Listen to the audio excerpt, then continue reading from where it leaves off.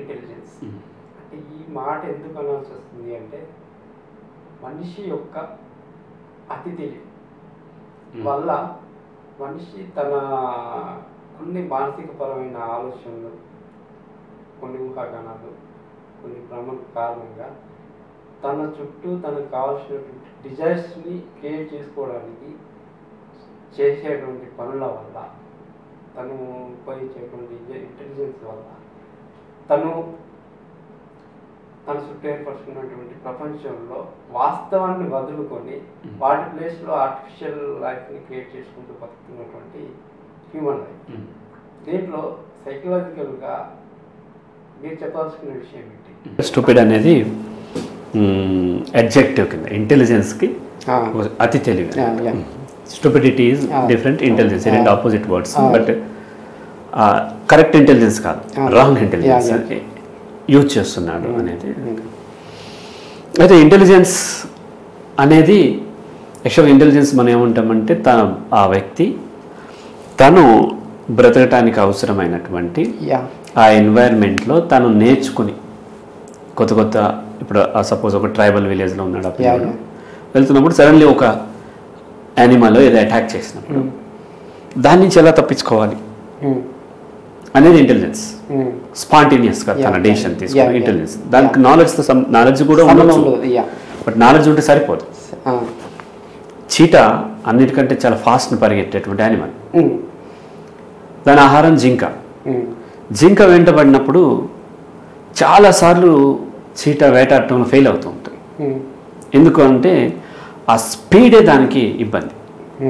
చాలా స్పీడ్గా వెళ్ళేసరికి జింక ఏం చేస్తుంది, పరిగెత్తి సడన్లీ టర్న్ తీసుకుంది. ఏం చేస్తుంది, అంత ఫాస్ట్న చీట టర్న్ తీసుకోలేకపోతే అక్కడ దాన్ని సర్వే అయిపోతుంది. దట్ ఈజ్ ఇంటెలిజెన్స్, దానికి ఉన్నటువంటి ఇంటెలిజెన్స్. అలా రకరకాలుగా జంతువులు కూడా వాటి ఇంటెలిజెన్స్ ఉంటుంది. ఎట్లా వెళ్ళాలి, చెరువు ఎండిపోతున్నప్పుడు వేరే దాంట్లోకి ఎట్లా వెళ్ళిపోవాలి, ఆ చేపలకి ఇంటెలిజెన్స్ ఉంటుంది. అవన్నీ కూడా అంటే ఇంటెలిజెన్స్ అంటే జీవితానికి అవసరమైనటువంటి డెసిషన్ మేకింగ్ కరెక్ట్గా తీసుకొని దాన్ని యాక్ట్ చేయటం, పెర్ఫామ్ చేయటం, ఆ స్కిల్ని ప్రాపర్గా పెర్ఫామ్ చేసి దాన్ని వెళ్ళటం. చేప ఇలా ఊగుతూ వెళ్తుంది, అవసరమైనప్పుడు జంప్ చేస్తుంది, ఆ పక్షి ఎగురుతూ ఉంటుంది, అవసరమైనప్పుడు ఆ నీళ్ళల్లో కూడా వెళ్ళి ఆ చేపను పట్టుకుంటుంది. ఇటువంటివన్నీ కూడా ఇంటెలిజెన్స్. అలాగే మనిషి కూడా ఉంది. అయితే మనిషికి ఎప్పుడైతే సమాజం ఏర్పడిందో ఈ బ్రతకడం కంటే ముఖ్యము సామాజికమైన ఇమేజ్ అండి. ఈగో. సమాజంలో నేను గొప్పవాడిని అవ్వాలి, నేను తెలివైన వాడిని అనే పేరు కావాలి. ఇటువంటి దాంట్లో ఏమవుతుందంటే ఇంటెలిజెన్స్ అవసరమైన బ్రతకడానికి అవసరమైన ఈజీ దాన్ని కూడా కాంప్లికేటెడ్ చేసుకుంటూ ఈ స్టూపిడ్ ఇంటెలిజెన్స్ డెవలప్ చేసుకుంటాడు. ఉదాహరణకు అక్కడ ఆఫర్లో వస్తుందంటే ఎవరి పోయి కొనుక్కుంటా. నువ్వు ఆ షర్ట్ 3000 రూపాయలకు కొన్నావు, నేను 80% ఆఫర్లో అమెజాన్లో నేను 600 రూపాయలకి కొన్నాను. చూస్తే ఆ 3000 రూపాయలు పెట్టి కొన్న అతను ఫూల్, తన ఇంటెలిజెంట్ అని అనుకుంటూ ఉంటాడు. ఇతను కూడా అంతే అనుకుంటుంటే బరే కొట్టేసాడు అతను, అంత తెలివైనడు, కరెక్ట్గా టైంలో తన డెసిషన్ తీసుకున్నాడు అనిపిస్తుంది. కానీ క్లాత్ అది మ్యానుఫ్యాక్చర్ అయిన తర్వాత same brand, same size, same stitching చేసిన తర్వాత అది ఇతను 3000 రూపాయలు పెట్టుకున్నది 2023లో మ్యానుఫ్యాక్చరింగ్ అయింది, 23 మేలోనేమో తయారైంది, స్టిచ్చింగ్ చేసింది, తను తీసుకుని ఉంటాడు. సేమ్ అదే బ్రాండ్ సంబంధించింది 2020లో మ్యానుఫ్యాక్చర్ అయ్యి 2020 మేలో స్టిచ్చింగ్ అయినటువంటిది. రెండు పక్కపక్కన అపిరెంట్లీ ఒకటే ఉంటాయి. కానీ అది షోరూంలో 3 ఇయర్స్ ఉండటం వలన దాని యొక్క లైఫ్ తగ్గిపోయింది. సో ఈ 3000ది కనీసం 1 ఇయర్ ఒక 10 సార్లు ఉతుక్కునో 20 సార్లు ఉతుక్కుని వేసుకోగలుగుతాడు. బట్ 600ది ఓన్లీ 4 to 5 టైమ్స్ కల్లా అది ఫేడ్ అయిపోవటమో, చిరిగిపోవటమో, పీస్ రావటం జరుగుతుంది.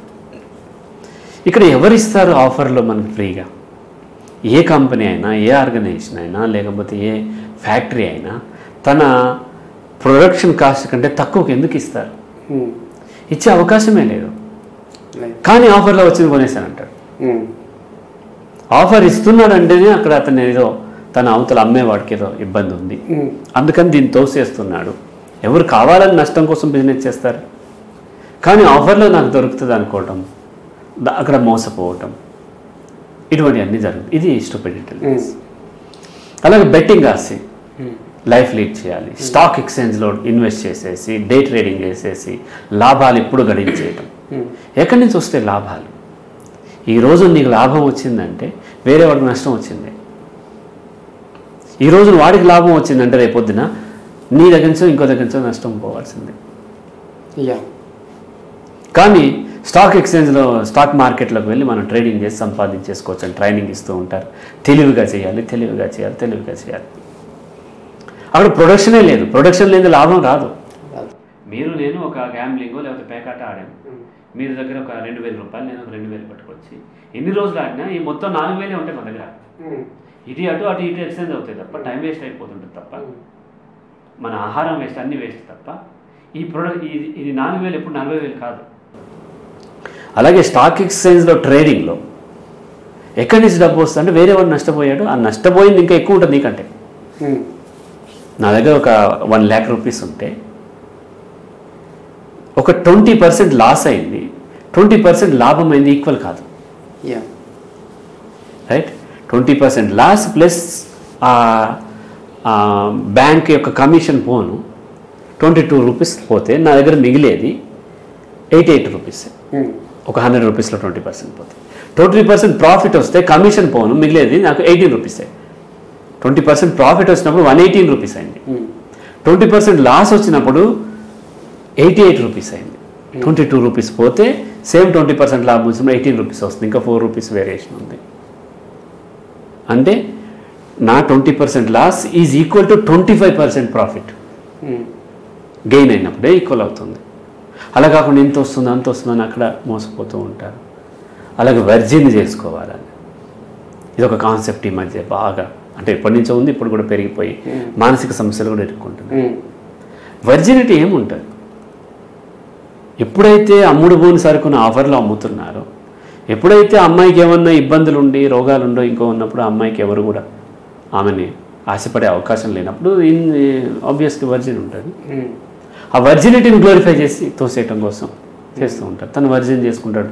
తెల్లారి నుంచి ఆమె వర్జినే కాదు కదా, నీతో సెక్స్ చేసినప్పుడు 2వ రోజు నుంచి ఆమె హెల్త్, ఆమె యొక్క మానసిక స్థితో లేకపోతే అతని యొక్క హెల్త్ మానసిక స్థితి చూసుకోకుండా ఈ అనవసరమైన విషయాలకు ఇంపార్టెన్స్ ఇచ్చి, తన ప్యాకేజ్కి ఇంపార్టెన్స్ ఇచ్చి, తన ప్రాపర్టీస్కి ఇంపార్టెన్స్ ఇచ్చి, సోషల్ స్టేటస్కి ఇంపార్టెన్స్ ఇచ్చి, వర్జినిటీకి ఇంపార్టెన్స్ ఇచ్చి, ఇటువంటికి ఇచ్చి పెళ్ళిళ్ళు చేసుకోవడం కూడా స్టూపిడ్ ఇంటెలిజెన్స్. అంటే ఏమవుతుందంటే మనిషి పిక్ పాకెట్ థియరీ అంటాను. పిక్ పాకెటర్ ఏం చేస్తారంటే ఇటుపక్క బలంగా తగులుతాడు, తగిలేసరికి ఇక్కడ ఉండేసరికి పాకెట్లోంచి వెళ్ళిపోతాయి. ఇది స్పర్శ ఎందుకు తెలియలేదంటే ఇటు చాలా బలంగా తగలబట్టి ఒక సీట్ అలా సమాజంలో వేరే వైపు నుంచి నిన్ను బలంగా తగులుతూ ఇటు పక్క నుంచి లాగిపోతుంటే దాని తెలివని గ్లోరిఫై చేస్తూ ఉంటారు. ఎందుకంటే నువ్వు మోసపోవటం కోసం. అది అతను ఏమనుకుంటున్నా తెలివి అనుకుని తను మోసపోతుంది. ఇది సామాజికంగా. అలాగే న్యాచురల్ కూడా చాలా ఈజీ లైఫ్. శరీరానికి ఏం కావాలంటే కొంత ఆహారము, కొంత వాటర్, కొంత oxygen, later sex, that is different. ఈ ఆహారం ఎంత సంపాదించినా అంతే ఆహారం తీసుకోవాలి. కరెక్ట్. ఎన్ని లక్షల కోట్లు సంపాదించినా అంతే ఆహారం తీసుకోవాలి. ఆ ప్రకృతి నుంచి ఇది ఆహారం చాలు అనే విషయం అర్థం కాక తను బాగా సంపాదించి మంచి ఆహారం వస్తుందేమో అనుకొని మంచి కెమికల్స్ కొనుక్కొని తింటూ ఉంటాం. మనిషి బాగా రిచ్ అవటం అంటే ఏంటంటే ఆర్గానిక్గా లభించేటువంటి ఫుడ్ వదిలేసి కాస్ట్లీ కెమికల్స్ కొనుక్కొని తింటాం. That is also stupid intelligence.